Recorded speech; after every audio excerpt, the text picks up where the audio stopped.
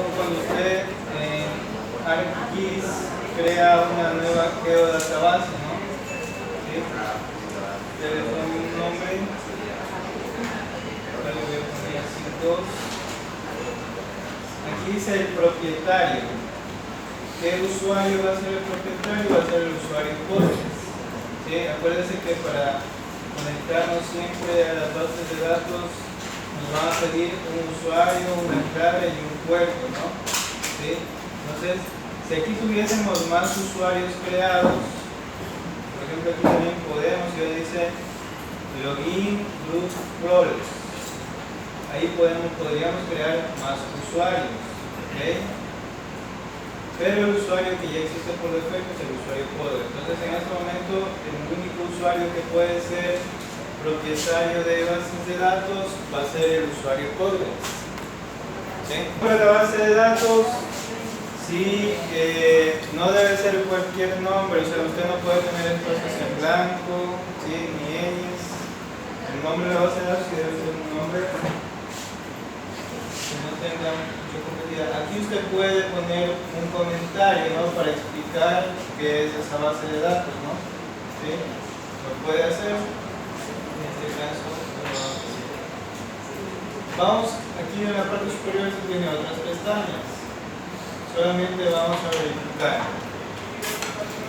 La primera dice codificación, dice UTF-8. Esa codificación se refiere al tipo de caracteres que soporta la base de datos. Es decir, este que dice UTF-8 a usted le permite que en la base de datos se puedan almacenar ñes, tildes, ¿okay? Si cambiamos, por ejemplo, a otra codificación, es posible que en esa codificación, cada vez que usted trate de escribir una ñ y guarde el dato, eso se guarde con un carácter extraño, ¿sí? Entonces la codificación que se utiliza para que soporte, se puede decir, el alfabeto latinoamericano es el UTF-8. También hay otra codificación que es Latin 1, esa también puede servir. El template es para qué? Por ejemplo, si usted ya tiene creada una base de datos, ¿sí? Una base de datos con la extensión PostGIS, para que usted no esté repitiendo los pasos de que quiero crear una base de datos y luego añadirle la extensión PostGIS, usted puede decir, toma las características de una base de datos previamente creada. ¿Okay? Por ejemplo, aquí tranquilamente podríamos tomar como template la que dice PostGIS 24, pero no lo vamos a hacer así porque queremos aprender cómo hacerlo desde cero. ¿Okay? Eso de allí. Aquí usted tiene un parámetro importante, dice límite de conexiones. Como está en -1, es porque es ilimitado, o sea, n personas se podrían conectar a esa base de datos, ¿sí? Pero si usted configuraría ese valor en 5, por ejemplo, no más de 5 usuarios se podrían conectar recurrentemente, o sea, al mismo tiempo a esa base de datos. ¿Okay? Esos son algunos. Pero uno significa que No hay.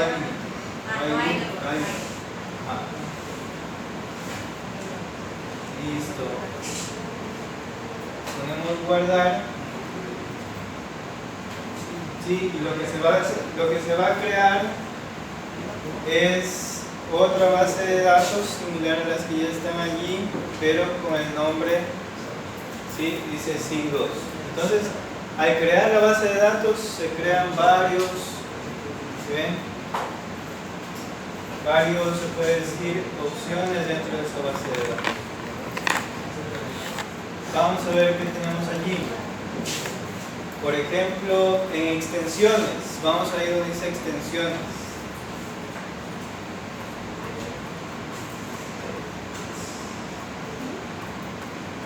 Mire, por defecto se crea una extensión que se llama PLP-PSQL. ¿Sí? Esta extensión contiene las funciones que son comunes del lenguaje de consultas SQL. ¿Okay? Por ejemplo, usted podría hacer Usted escribir un select, asterisco from, el nombre de la capa que quiere seleccionar, etcétera, etcétera, la condición. Eso ya por defecto viene preconfigurado. Esta base de datos que le hemos puesto el nombre SIG2 es una base de datos en este momento que es común y corriente. No podría usted cargar un shapefile en este momento. ¿Sí? Ok, entonces lo que vamos a hacer ahorita es a esa base de datos que hemos creado le vamos a volver ya para que soporte información geográfica. Entonces eso lo vamos a hacer aquí donde dice extensiones. Ahí vamos a poner clic derecho en extensiones y vamos a crear una nueva extensión. En realidad no estamos creando, lo que vamos a hacer es importar algo que ya existe. ¿Qué es eso que ya existe? Es el PostGIS, ¿no? Entonces PostGIS, al momento de que ingrese a ser parte de las extensiones de esta base de datos, esa base de datos se convertirá en una base de datos espacial. Antes de hacer eso, le voy a mostrar. Mire, voy a ir donde dice esquemas. ¿Okay? Los esquemas dentro de la base de datos son similares a lo que son los feature dataset en una geodatabase de ArcGIS. ¿Okay? En una geodatabase de ArcGIS usted tiene una estructura de 3 niveles. Usted tiene la geodatabase, los feature dataset y usted tiene las capas, los feature class, ¿no? Ya. Entonces aquí lo que son los esquemas viene a ser como un conjunto de varios feature dataset. Ya viene creado uno por defecto que se llama public. ¿Okay? Y usted podría crear más esquemas. Por ejemplo, podría crear un esquema que se llame división política administrativa, ¿no? Y ahí podría cargar todas las capas del INEC, provincias, cantones, parroquias, ¿sí? Podría crear otro esquema que se llame hidrografía y ahí poner la capa de lagos, las de ríos dobles, ríos líneas, etcétera, etcétera, cuencas hidrográficas. Y así usted con los esquemas podría organizar mejor la información, así como no sé, en ArcGIS usted tiene los feature dataset para organizar la información, aquí con los esquemas también se podría hacer. ¿Qué más? Aquí antes de convertir esta base de datos en una base de datos GIS les quería mostrar a donde dice funciones. ¿Ok? Donde dice funciones.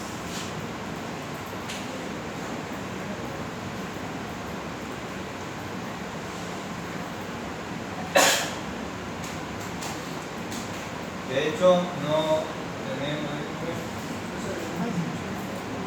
¿Les sale alguna función a ustedes? Sí, pero dentro de esquemas, ¿no? O sea, dentro de esquema, dentro de public, funciones. Ya. Eso quería hacer notar, que cuando le transformemos en espacial, ahí se van a importar muchísimas funciones que vienen del PostGIS y todas van a tener relación a consultas espaciales. ¿Okay? Pues ahora sí, con esa descripción breve, vamos a extensiones y derecho. Ahorita las funciones que nos explicó solamente es para dar a entender que no hay ninguna. Del momento de importar el PostGIS, ya van a aparecer aquí. Entonces crear extensión y aquí lo que vamos a hacer simplemente en nombre, aquí vamos a escribir PostGIS. ¿Sí? Entonces ahí aparece PostGIS. Listo. Si no hubiésemos instalado PostGIS, esto no aparecería ahí, ¿ok? Pues lo que estamos haciendo ahorita es ese PostGIS añadírselo a una base de datos como tal. En este momento ya la base de datos, al dar clic en Save, se va a convertir en una base de datos geográfica. Listo. Ahora sí, mire, si vamos otra vez a funciones dentro del esquema público, entonces en funciones usted ya va a tener refresh y se cargan muchísimas funciones. ¿Sí ven? Pone raster, geo, click, okay. Son muchas funciones relacionadas a los sistemas de información geográfica. En total, dice 1174 funciones se cargaron al momento de añadir el post. ¿Okay? Okay. Ahora sí ya tenemos la base de datos lista para cargar un shapefile. ¿Sí? Entonces ese va a ser el primer ejercicio que vamos a hacer, cargar un shapefile previamente que ya existe, ¿no? Entonces dentro de en sus computadores, en el disco C está la carpeta de datos SIG. ¿Sí? Por favor verifíquenlo. Dentro de los computadores, en el disco C está la carpeta datos SIG. ¿Por qué no se madura la función? Tiene que crear la extensión. Su derecho create. Pero pues se puede y save. A ver, espera un momento. Entonces, si ya lo logró, está segurísimo. Clic derecho aquí, refresh. No se save, que ya. No, esa no la tiene creada. ¿De nuevo la creo? No. Ahora sí. Ya no la tiene. Igual la crea.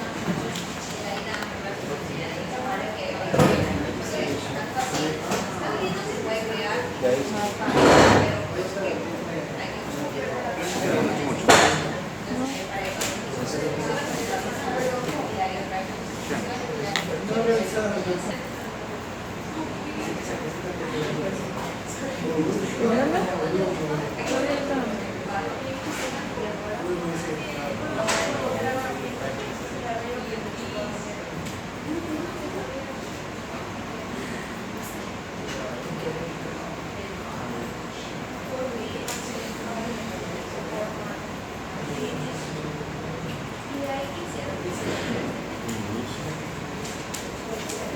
No digo a ver.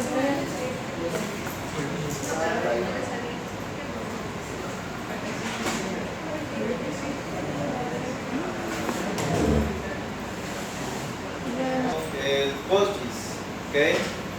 Pero no es una herramienta que directamente se va a conectar a la base de datos, sino que como es una herramienta, se puede decir distinta, y nosotros queremos primero que esta herramienta establezca conexión con la base de datos. Entonces, recuerden que cada vez cualquier herramienta que se vaya a conectar a la base de datos o cualquier sistema, etcétera, siempre le va a pedir a usted los tres parámetros: usuario, clave y puerto. ¿Ok? Entonces, a ver.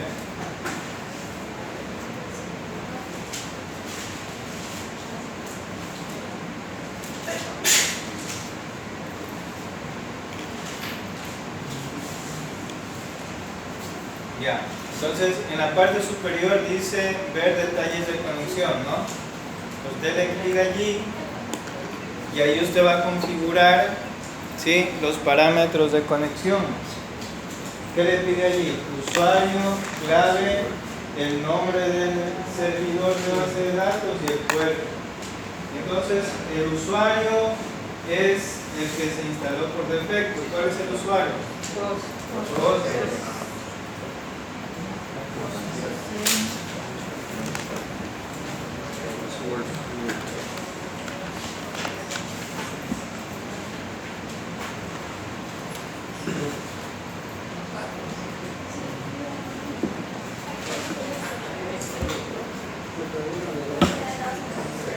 Sí, el nombre de la base de datos.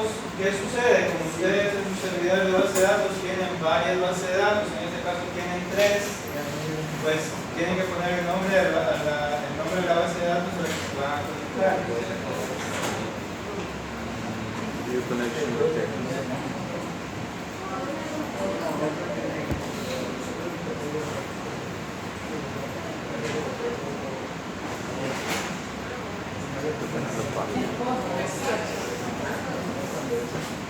Lo mismo computador. Lo que tendría que cambiar es donde dice localhost y ahí escribir la dirección IP de la máquina a la cual queramos conectarlo, ¿no? Pero con esta parte no está funcionando en la red, no podemos probar el momento.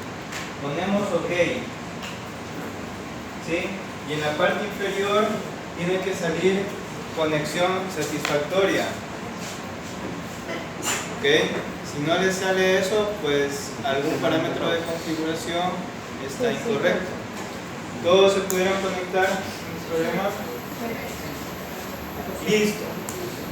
¿Para qué más sirve esta herramienta? ¿Para qué hemos hecho la conexión? En este momento ya está conectado esta herramienta que dice importar o exportar, ya está conectado a la base de datos que llama SIG2, ya hay una conexión establecida. Pues ahora lo que vamos a hacer es vamos a buscar un shapefile, ¿sí? En la carpeta vectorial. ¿Desde dónde? Donde dice añadir archivo, ¿sí? Recuerda que en datos SIG está la carpeta vectorial, pero está comprimida, tiene que descomprimir.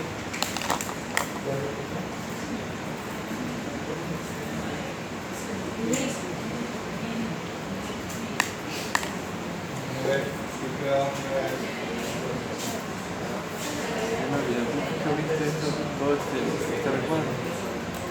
Ah, ya. Aquí está, ¿no? Ay, En añadir archivos, sí, va a buscar la carpeta donde esté ubicada la capa que usted quiere importar, ¿sí? Y selecciona una capa. Por ejemplo, yo voy a seleccionar cuencas hidrográficas. ¿Okay? Cuencas hidrográficas o demarcaciones hidrográficas. Una vez que la seleccione, pone Open, ¿sí? Solamente usted acaba de seleccionar la capa que quiere guardar en la base de datos, aún no existe en la base de datos, ¿okay? Aquí tenemos que configurar unos parámetros para que la importación de la capa se realice de forma correcta. ¿Qué dice aquí? Dice primeramente cuál es el shapefile, pues el que usted seleccionó, ¿no? Luego dice en qué esquema, en el esquema público. Aquí mira, aquí usted le puede cambiar el nombre. Dice, yo estoy importando la capa de marcaciones hidrográficas, pero quiero guardarla con otro nombre, ¿no? Entonces usted eso lo puede hacer cambiando donde dice tabla. Puede dar dando clic donde dice marcaciones hidrográficas y puede escribir otro nombre. Si usted desea hacerlo, lo puede cambiar. Luego dice GeoColumn, ¿ok? ¿Qué sucede? Que ArcGIS le va a crear en la tabla de atributos una columna que en este caso se va a llamar Geom, pero usted también le puede cambiar el nombre, ¿sí? Y ahí se va a almacenar la parte espacial de esa capa, ¿ok? Al final, casi al final, aparece allí el SRID, que es el sistema de coordenadas de la capa, ¿ok? Cuando nosotros descargábamos imágenes con SAS Planet, ¿okay? Allí teníamos que ustedes guardaban en W84 y al lado decía 4623, ¿sí? Ese era el SRID de esa información.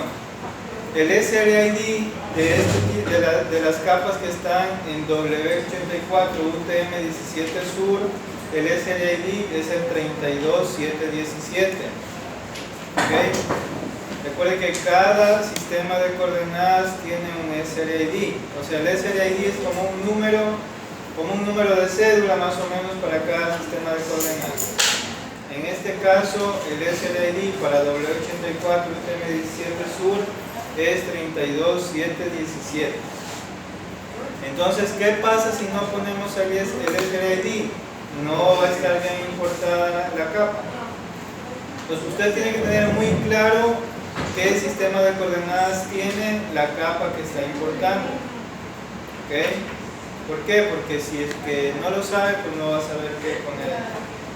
Como nosotros conocemos que esas capas están en W84 UTM17 Sur, pues vamos ahí donde dice 0, vamos a poner 32, 7, 17.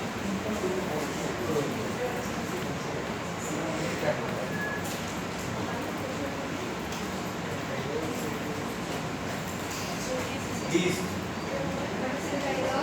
32, 7, 17. Con eso se está diciéndole al programa que esa es una capa que está en W84 UTM17 Sur. Si no, pues por ejemplo, busquemos los SRI. Eso está todo, está. Usted pone por ejemplo SRI 32, 7, 17, solamente para ver que ya no le estén diciendo, y ahí le sale. Pues para eso hay una página web específicamente, donde están todos los sistemas de coordenadas. Mira, ahí le aparece inclusive dibujada la zona, ¿sí ven? Zona 17 Sur. Si quiere ver, por ejemplo, ¿qué pasa si pone 32, 7, 16?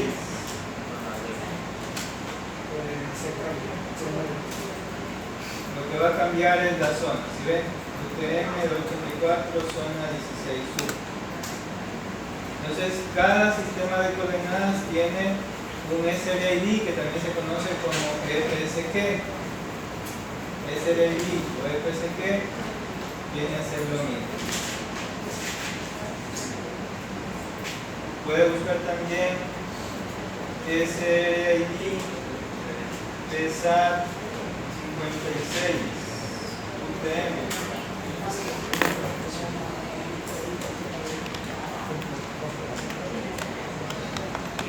Mire, este de aquí es PSAT 56 UTM zona 19 Sur. ¿Cuál es la que nosotros utilizamos? Es la 17 Sur, ¿no? Entonces posiblemente aquí en vez de que diga 79 tienen que decir 77. Ahí está, PSAT 56 UTM zona 17 Sur. Entonces, si es que estuviésemos cargando datos que están en este sistema de coordenadas, pues tendríamos que configurar ese SRID 24877. ¿Okay? Entonces es muy importante configurar bien ese número que es acá. ¿Qué pasó aquí? Como yo no di un clic fuera, se me volvió a poner 0. 32, 7, 17. Me refiero a dar un clic aquí. Si ven, allá quedó guardado el dato. 32, 17. Una vez que ya está todo listo, ahí sí ya podemos dar clic en importar y esa capa shapefile se va a guardar en nuestra base de datos. En la base de datos se llama SIG2. Entonces, importar, ¿sí? Y tiene que salir importación completa, ¿no? Si no le sale eso es porque hubo algún error. ¿Ok?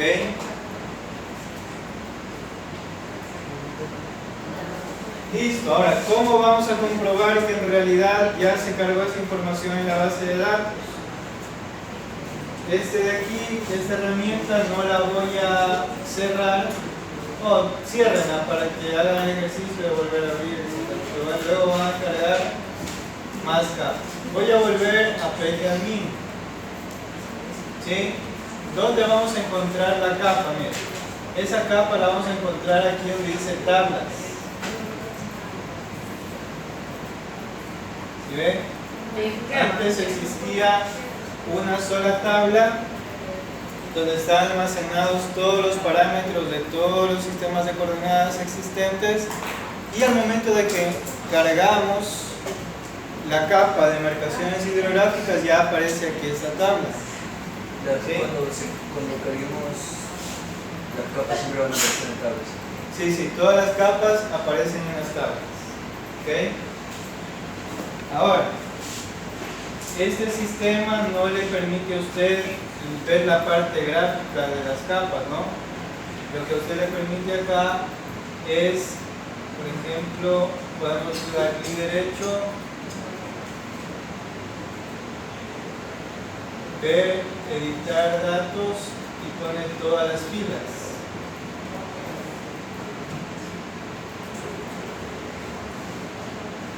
Y ahí le va a aparecer, aquí van a aparecer todo lo que viene a ser como que la tabla de atributos de la capa, ¿no? Es como que usted está en Armap, clic derecho, Open Attribute Table, y aquí aparecen los datos, ¿no? Ya, ahora, ¿qué hacer? O por recordar qué es lo que estamos haciendo.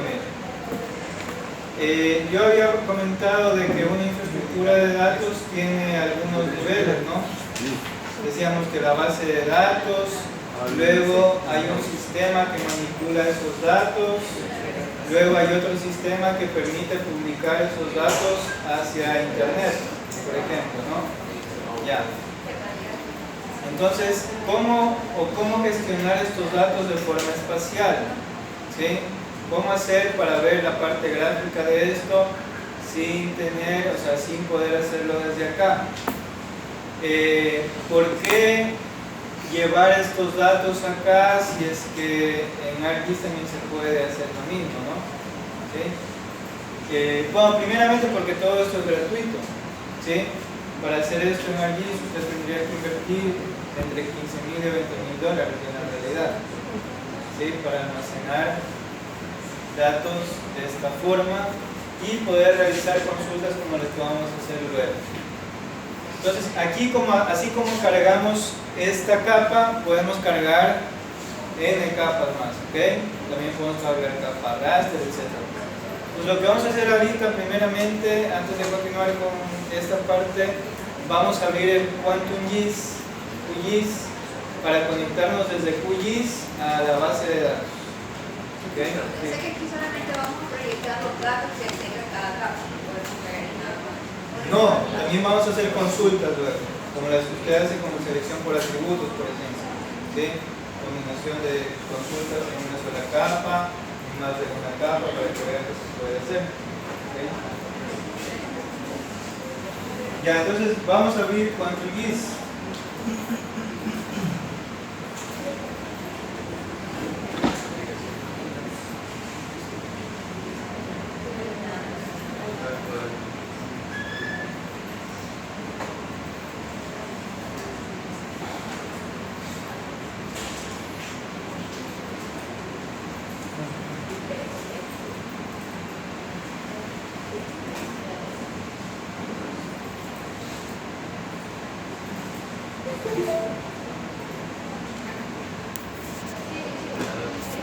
Esto es una capa de información, entonces lo que usted va a hacer es añadir una capa, ¿okay?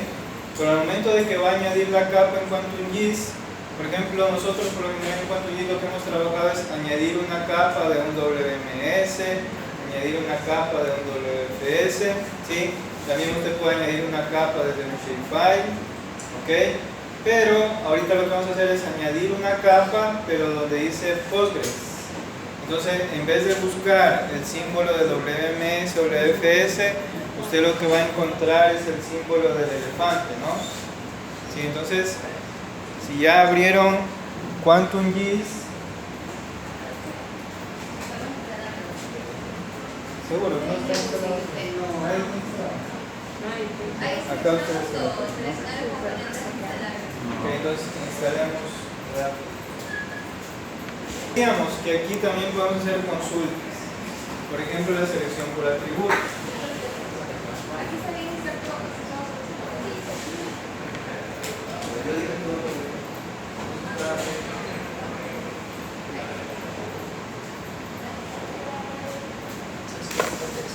Ok, entonces, ¿cómo hacer consultas aquí en PGAdmin? Aquí vamos a ir en la parte superior donde dice Tools. Dice Query Tool, herramienta de consultas. ¿Okay? Tools, query tool.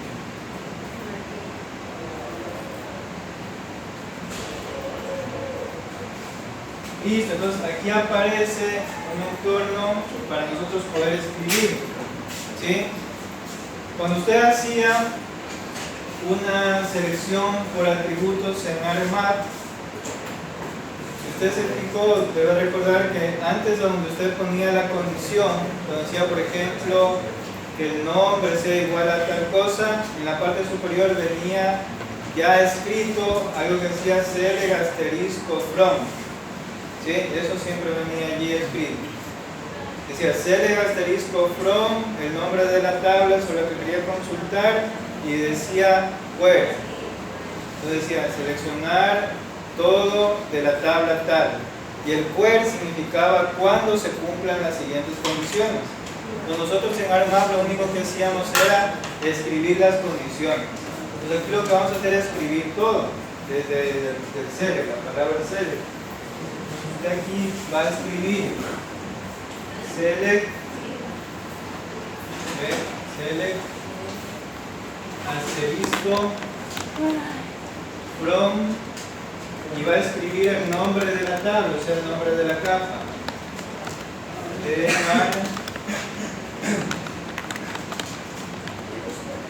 Es base asterisco from. Sí, select asterisco from espacio de marcaciones hidrográficas.